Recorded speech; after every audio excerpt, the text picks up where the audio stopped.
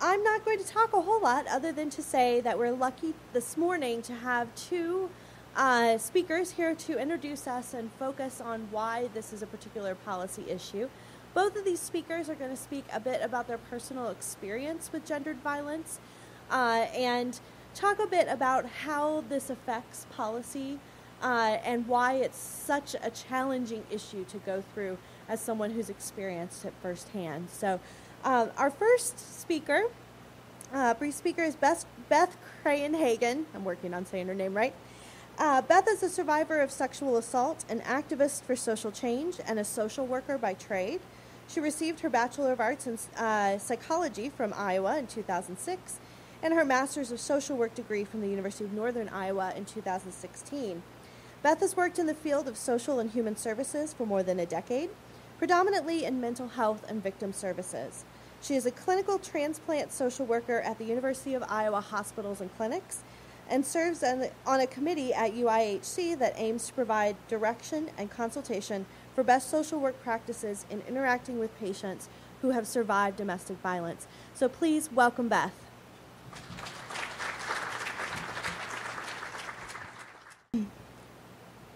Good morning and welcome. I'm honored to be part of this event today, and I thank you for the invitation. Today will be the first time I have publicly shared my story of surviving sexual assault.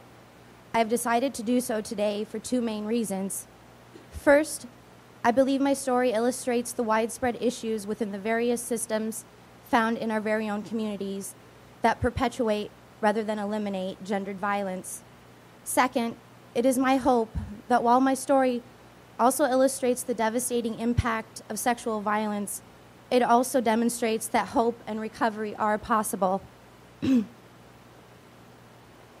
Just over 4 years ago, early on the morning of July 4th, I was sexually assaulted by Antonio Tony Fluker, whom I considered at the time to be my friend. Tony was among 3 other neighbors from my small apartment building I had been out with for drinks the night before. I was intoxicated and having an emotional time due to a very recent breakup when Tony forced his way into my apartment and took me against my will. He carried me like an infant, kicking and screaming, to his own apartment a floor below mine and shut me in his bedroom. Another neighbor was passed out in Tony's living room while he attempted to pin me to his bed and rape me. I remember thinking, as he violated me with his hands, how he was going to rape me and how there was no way I could let it happen. I kicked, screamed, cried out for him to stop, and never stopped moving until I somehow broke free. I remember running as fast as I could back to my apartment, so terrified that he was chasing me, where I locked my doors and windows, locked myself in my bedroom, hid beneath my covers, and cried myself to sleep. I recall when I awoke, I tried to convince myself that the assault hadn't actually occurred, that it had all been a bad dream, a nightmare. But to my dismay, I discovered hand-shaped bruises covering the backs of my thighs, a harsh reminder of reality. Starting the day immediately following the attack, Tony began to harass me through a variety of ways nearly every day for several months. Even after being asked to leave the apartment by our landlord for harassment and stalking, he continued to come back, eventually slitting the tires on my car. I became so terrified that I finally moved from my apartment and completely out of Iowa City. For a while. Tony had me so scared every single day. That, in combination with the fact that I also blamed myself for the attack, for being drunk, and most of all, for permitting Tony into my life as a friend, kept me from reporting the incident to police for nearly 3 months. The self-guilt and shame also kept me from disclosing the assault to my loved ones, other than one dear friend a few days after the event, for about the same amount of time it took me to file a report. But it was after the tire slashing that I finally decided I could not be silent anymore, truly convinced that Tony would find me eventually and continue to make my life hell, seeing me as unfinished business. More than 5 months after sexually assaulting me with no evidence other than my testimony, Tony was finally arrested and charged with second-degree sexual abuse and false imprisonment. He bailed out after sitting in jail for just an hour.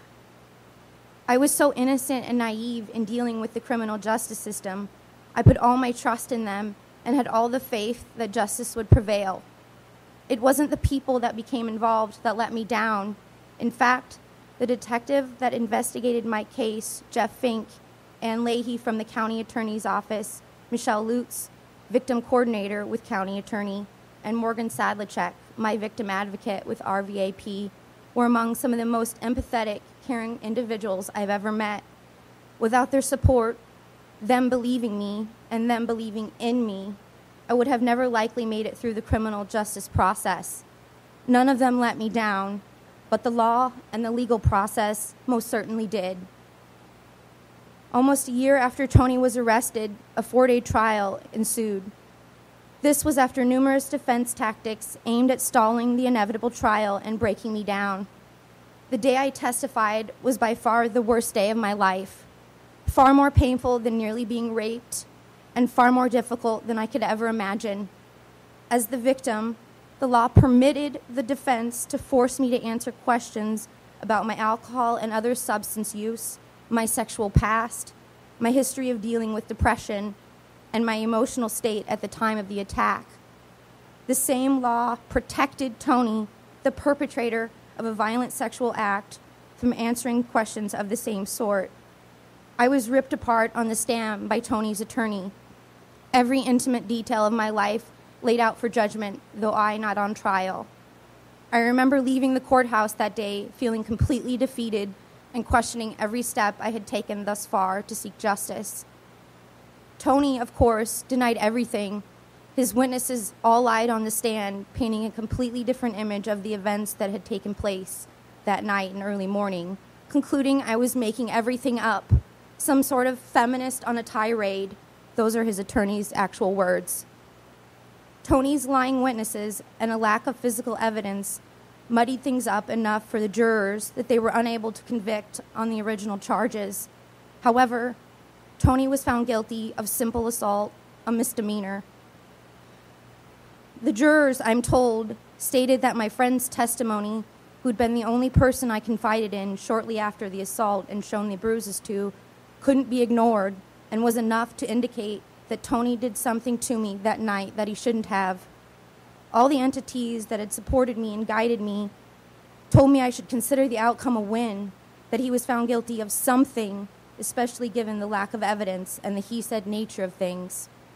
I really want to believe it was a win, but it's still hard to do so, given he was sentenced to no jail time and only fined a small amount of money. What does help is that the judge issued a 5-year criminal no-contact order and urged me to renew it for the rest of my life. The judge also made it a point to inform Tony that the original charges, sexual abuse and false imprisonment, would never be removed from official record. I must admit, I do take pride in that win. Although I was no longer a student at the University of Iowa at the time of the assault, Tony was. Because his arrest was very public throughout local news outlets, university officials were alerted of the case. I had also indicated that Tony was likely a habitual offender, having learned additional information about him raping 3 other women. I don't know how the specifics on information was exchanged between the Iowa City Police, the county attorney, and the U of I, but 8 months prior to the criminal trial, I was approached by the U of I Office of Sexual Misconduct. They told me that because Tony was still a student, with my help in filing an official report, they could take action to hold him responsible for his actions and possibly remove him from campus for good. They stated they feared he was a habitual offender. Having known nothing about the Office of Sexual Misconduct nor the process involved in campus reporting, I eagerly agreed, guided by the thought that I had a responsibility to protect other women at U of I. I had no idea what kind of hell I was agreeing to be drugged through. U of I investigators determined there was enough evidence to support my claim that Tony had sexually assaulted me, a direct violation of the Student Code of Conduct. This meant the case went before an adjudicator, an outside-appointed, ideally neutral individual to hear both sides and ultimately decide guilt. Tony demanded his lawyer be present. This was permitted, though not required, given it not a legal proceeding. Tony's attorney was then permitted to submit questions he recommended the adjudicator ask me, and I had no choice but to answer them. I was actually asked if I'd ever tried to kill myself, and if so, how many times. The attorney used the same tactics he shredded me with months later at trial, and completely humiliated me on this day too. Tony lied then too, though remarkably told a different story than at criminal trial. I learned too, during a break at the hearing, that the adjudicator and Tony's attorney graduated law school together. I was brought in a while later to have the results of the adjudication hearing shared with me. "We're truly sorry. We're on your side," they said, but he was not guilty. Then I read the official findings written by the adjudicator, who went to law school with Tony's attorney. I wanted to throw up. The majority of the document focused on my mental health, how I must be seeking attention, but began with the words, "Thank you for your courage in coming forward." It felt like I'd been buried beneath a ton of bricks. I eventually asked for no further contact from the Office of Sexual Misconduct. They wanted me to know that Tony would be required to take a course on sexual harassment. It was nearly a year and a half after the criminal trial, just when I was starting to feel somewhat like myself again, that Tony resurfaced. And one more time, I believed the system was on my side, this time for sure. I was a graduate student in social work and in my advanced practicum placement with the VA health system. Tony worked there unloading the docks. In 9 months of interning there, I'd seen him a small number of times, as I worked out of the federal building mostly. It was never easy, but I was determined not to let him stand in my education's way, and I had a no-contact order protecting me. I happened to be at the main hospital promoting educational staff events on military sexual assault when Tony saw me. I was handing out teal support ribbons. Later that day, I got a call from my supervisor. She wanted to know what I knew about a restraining order against me. Only one thing and one person came to mind, even though I was the protected party. Nonetheless, I felt obligated to answer her and thus disclose the whole story of my assault, immediately triggered and emotional yet again. Administrators within the VA came back to tell me that it didn't matter whom the order protected, that because Tony was a full-time regular employee and I just an intern, that he held precedence.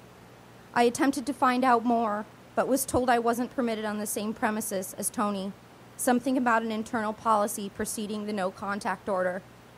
At this time, I began to have tactile flashbacks of the assault and nightmares every single night, where I'd once thought I was well on the road to recovery. I sought no further explanation from the VA, as I had completely no fight left in me. I left my internship immediately with 100 hours left, disheartened by how the whole situation had been handled and by whatever policy supposedly exists at the VA that protects violent criminals. Instead of letting this do me in, as it nearly did, I finished up my internship with DVIP and decided to use it as fuel to my fire instead. This past 4th of July marked 4 years since Tony sexually assaulted me. It took lots of months, years even, of fighting for justice, for my own disclosure, only to be let down and triggered time and time again. But it didn't stop me then, and it won't stop me now. I know my own journey is far from over, but today is another stepping stone on my own path of recovery, and I thank you for this opportunity. I hope my story makes you mad. I hope it makes you mad at the systems that perpetuate gendered violence, mad enough to be part of change. But I also hope that it shows you the power of human resilience and determination. Thank you for your time.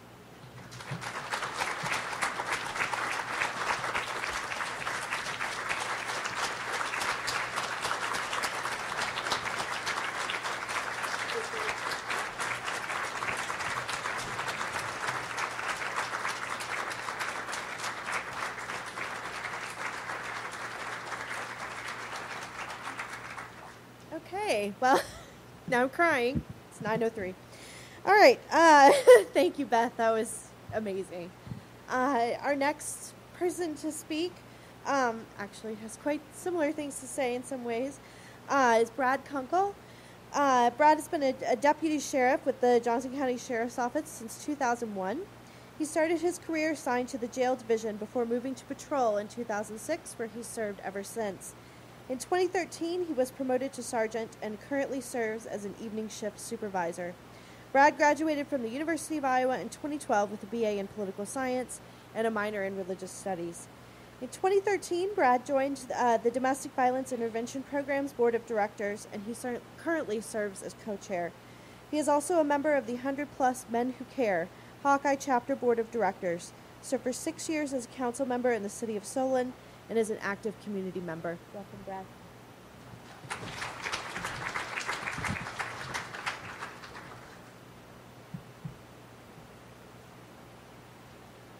Good morning again.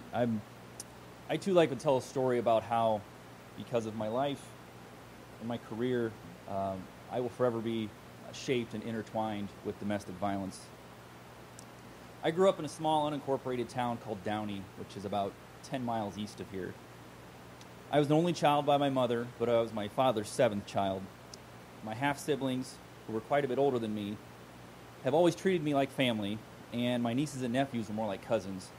I graduated high school with one of them, which is interesting when you're a kindergartner and your classmate calls you Uncle Brad. But my father had this kind of Jekyll and Hyde relationship and reaction with alcohol. And during the sober days, there was laughter and dinner at the table, frequent trips to see family. He ran his own business, and you couldn't help but like him. But during the drunk days of the week, it was a totally different story. And it's probably just as hard to believe as the other days. And my mom, she did her best to shield me from the violence when she could. We would often leave. We'd spend the night in a cheap area motel just to get away. And I can remember on one occasion when the weather was nice, I slept on a foam mattress in the back of a truck behind the neighbor's house, probably because it was a little cheaper than going to a motel. On another occasion, I can remember my dad chasing us out of the driveway as we were leaving in a truck, and he's coming after us with a pick. But my mom and I got lucky. When I was around 9 years old, Dad moved out, and their following divorce was actually pretty low-key. And when I say I was lucky, I finally got to sleep in my own bed for the first time in years. No more Motel 6, no more McDonald's breakfast on the way to school. And I say my mom was lucky because she survived. Because as we all know, women face the greatest danger when they leave. And the divorce, combined with substance abuse and a history of violence and access to firearms, they provided all those key ingredients for something that could have had a much more tragic outcome. In high school, I picked up a job at a local gas station, which was also a hangout for all the local cops. And this was probably the best thing to ever happen to me, because up until then, positive male role models were kind of rare. So here I am 20 years later, thankful for crossing paths with all those cops so long ago. And as a kid, you really don't grasp what domestic violence is, but as a cop, you face it on a regular basis. And for many cops, domestic violence is this kind of abstract concept that it happens to other people, and you can't understand why she just doesn't leave. And sometimes I feel fortunate to have responded to these calls because I know that it's not that simple and leaving isn't easy. And as the son of a survivor of domestic violence, the least I can do is use my experiences to do my job a little better. And 5 years ago, in late 2012, I was laying in bed one night studying for a final at the university when the phone rang. And the voice on the other end told me that my sister, Margene, was dead, shot by her husband, who had also killed himself. And like so many other victims, she'd filed for divorce, she tried to move on, and she thought things would be okay if she just went outside to talk to him. A few months later, my wife and I found ourselves at a soup fundraiser for the Domestic Violence Intervention Program. And neither of us had ever attended this event before, but we thought it would be a worthy cause to support. And as we were leaving, I asked about volunteer opportunities, and they countered with a board membership position. So 4 years later, here I am, fortunate enough to still be a board member. And as a cop, there's only so much I can do to help victims and survivors of domestic violence. But through DVIP, I can personally do a little more to help victims and their families. And when law enforcement partners with agencies like DVIP, we can bring a better level of service to survivors and their children. And I firmly believe that domestic violence intervention is homicide prevention. And together we can save lives and stop the cycle of abuse. We can bring safety to survivors, stability to children, and help abusers get treatment that they need. So there's a lot of things I've learned along the way. I've narrowed it down to 3. If you're interested in more, I can talk for a lot more time about it. But number 1 is that domestic violence is confusing. By definition, it seems pretty straightforward, but to anyone who has a hand at the table, it's anything other than simple. It doesn't make sense to a child when the same person who takes you fishing is later trying to kick the car out of the window, or the window out of the car. When your mom is so scared of your dad, she just wants you to stay in the vehicle. It doesn't make sense to the neighbors when the same person who helps fix their car or waves at them when they drive by is the same person who's later chasing his wife out of the house or shot his wife's cat just to prove a point. It doesn't make sense to her friends when she stays because leaving would just be so easy. Why doesn't she just kick him out? Why doesn't she just leave? And it doesn't make sense to a wife and a mother that the one person she needs the most is the one that scares her the most. The father of my child, the one I swore to love no matter what, terrifies me. And that just doesn't make sense at all. Domestic violence is confusing because it's incredibly complicated and it's oversimplified. It's as multifaceted as a diamond, and yet it's often reduced to why doesn't she just leave? It's confusing because many abusers seem like great guys. Victims are masterful at hiding abuse, and children just don't talk about it. And when the abuse comes to light, people take sides, they blame the victim, they downplay it, and they just ignore it. They use terms like family matter, or it's private, or it's just none of my business. And the police and courts have to operate within statutory guidelines.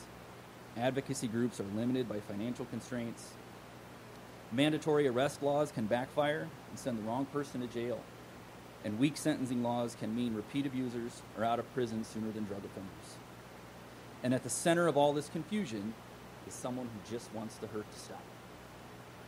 And it's confusing because she's trying to figure out why life has to hurt. And unless you've looked through those teary eyes, I don't know if you can make sense of it. So the second thing I want to tell you is that it's all true. The numbers, the statistics, the studies, the data, it's all true. That 1 in 3 women have experienced domestic or sexual violence in their life, it's true. This means right now at your table, there's a likelihood that more than one person sitting near you is a survivor. That domestic violence is a progression, that's true. Time and time again, I've seen and heard from victims that the abuse started long ago and it wasn't as bad then as it is now. Most abusers won't start with overt acts of violence. Instead, it's passive control that eventually moves into harsher abuse. And everything you've read or studied about the physical and emotional isolation, that's true. The financial control, the social control, the control over how you were supposed to feel about yourself, it's all true. And I tell you this because it's more than just data and statistics and averages. These are real pieces of the victims, of their lives, of their stories. And these are real stories from people you may know, that you work with, and maybe it's part of your own story. And last, it's the ripple effect of the abuse. Domestic violence stands apart from other types of violence because these reverberations last for a lifetime. For survivors and and children, the rest of their life is lived in the shadow of a violent past. For some, it can lead to resiliency and motivation, while for others it can lead to depression, substance abuse, or continuation of the cycle. Domestic violence shapes who you are, no matter how close you are to the violence. The victim, the child, the neighbor, the cop, the family, the lawyer, the doctor, the advocate, the nurse, the friend, the coworker. So many people are affected by the actions of an abuser that domestic violence is much more than a private matter. The effects of domestic violence can ripple through a community, which means that we, as a community, have an obligation to intervene. And so I'll close by telling you one more real short story. Just a few weeks ago, probably 3 or so, I was at work one night and I responded to a call to check on the welfare of a female. It could have been anybody. There was half a dozen of us working. I just happened to be the closest. And long story short, I gave this woman, who I'd never met before, a ride to a friend's house. And as I turned to walk away, she asked for my name and my badge number, which normally means I've got a complaint coming my way. But when I told her my name, she stopped and she said, "Margene Kunkel?" And I stopped and looked at her and I said, "Yes, that was my sister." And her eyes filled with tears, and I could see this pain in her face, like she just learned for the first time all over again that her friend had died. And as it turns out, this complete stranger knew my sister from decades ago. And yet here we were, two total strangers, brought together by coincidence, but bonded by domestic violence. I want to thank you all again for coming. Thank you for your attention to domestic violence, and thank you for working to help stop the cycle.